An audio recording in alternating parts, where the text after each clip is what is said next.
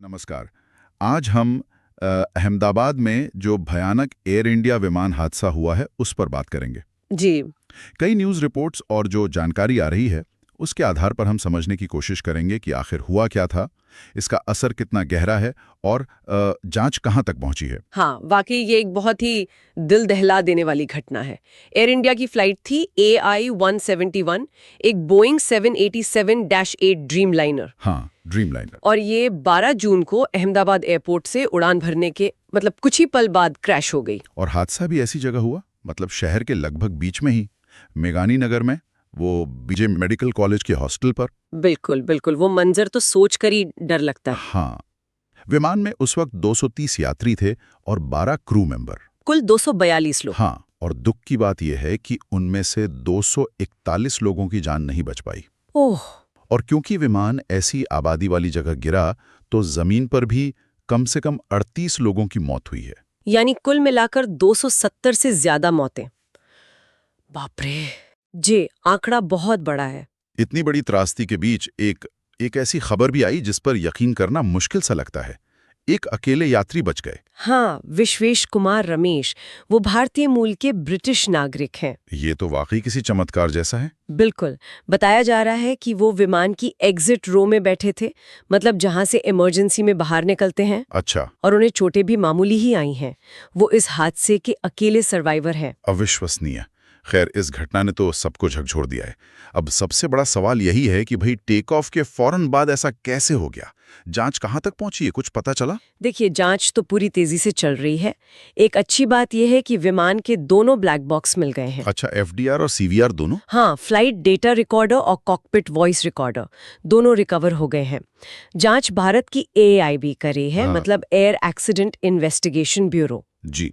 और इसमें उन्हें अमेरिका और ब्रिटेन से भी मदद मिल रही है। हाँ, क्योंकि विमान बोइंग था, अमेरिकी, और यात्री ब्रिटिश भी थे। बिल्कुल, विमान अमेरिकी बना हुआ था और 53 ब्रिटिश नागरिक थे उसमें। तो ये ब्लैक बॉक्स कितने अहम होते हैं? इनसे क्या पता चलने की उम्मीद है और कोई शुरुआती अंदाजा है कि हुआ क्या होगा? देखिए, ब्लैक बॉक्स बहुत जरूरी होते हैं। CVR से कॉकपिट में आखिरी पलों की बातचीत पता चलती है।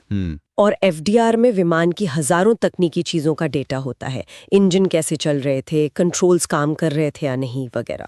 अच्छा। अभी कुछ भी पक्के तौर पर कहना तो जल्दबाजी होगी, लेकिन जो शुरुआती थ्योरीज हैं उनमें एक ये है कि शायद दोनों इंजन एक साथ फेल हो गए। दोनों इंजन एक साथ? हाँ। हो सकता है कोई तकनीकी खराबी हो या फिर शायद कोई बड़ा पक्षी टकरा गया हो, पर जैसा मैंने कहा, यह अभी सिर्फ अटकलें हैं, शुरुआती अंदाजे। सही है, जांच रिपोर्ट आने तक इंतजार करना होगा। पर तब तक सेफ्टी को लेकर कोई फौरी कदम उठाए गए हैं? हाँ बिल्कुल, फौरन एक्शन लिया गया है। एयर इंडिया के जितने भी बोइंग 787 विमान हैं, उनके पूरे बेड़े की तुरंत सेफ्टी जांच के आदेश दिए गए हैं। ठीक है। और एक हाई लेवल जांच कमेटी भी बना दी गई है। उम्मीद है कि शुरुआती रिपोर्ट शायद अगले 3 महीने में आ जाए। इस हादसे का जो इंसानी पहलू है वो बहुत दर्दनाक है। मेडिकल कॉलेज का हॉस्टल, जी, वहाँ तो छात्र और स्टाफ होंगे। जी हाँ। हादसा दोपहर के खाने के वक्त हुआ, तो काफी लोग वहाँ मौजूद थे। कई जानें वहाँ भी गईं। शवों की पहचान करना भी एक बहुत बड़ी चुनौती है। अभी तक DNA टेस्टिंग से करीब 125 लोगों की पहचान हो पाई है। अच्छा। और 83 परिवारों को उनके अपनों के अवशेष सौंपे भी जा चुके हैं। मुआवजे की प्रक्रिया भी शुरू कर दी गई है। राष्ट्रीय और अंतर्राष्ट्रीय स्तर पर भी इसकी काफी चर्चा है, प्रतिक्रियाएं आई हैं। हाँ, प्रधानमंत्री नरेंद्र मोदी खुद घटनास्थल पर गए थे। और क्योंकि 53 ब्रिटिश नागरिक थे, तो ब्रिटेन में उनकी जो इमरजेंसी कमेटी है, कोबरा, उसकी बैठक भी हुई। और बॉलीवुड से लेकर कई जानी मानी हस्तियों ने भी दुख जताया है। एविएशन की दुनिया के लिए ये कितनी बड़ी घटना है, क्योंकि ड्रीमलाइनर तो काफी नया और आधुनिक विमान माना जाता है। ये एविएशन के लिहाज से बहुत बहुत बड़ी घटना है। बोइंग 787 ड्रीमलाइनर पिछले लगभग 16 सालों से उड़ रहा है। हाँ। और ये पहला ऐसा हादसा है जिसमें विमान पूरी तरह नष्ट हो गया हो, जिसे एविएशन की भाषा में हल लॉस कहते हैं। यानी 16 साल में पहली बार। जी, ड्रीमलाइनर का ये पहला फेटल एक्सीडेंट और हल लॉस है। ये पिछले कुछ दशकों में भारत की सबसे भयानक विमान त्रासदियों में से एक है। शायद 2010 के मैंगलोर एयर इंडिया एक्सप्रेस हादसे के बाद ये सबसे बड़ी है। हाँ, वो भी बहुत भयानक था।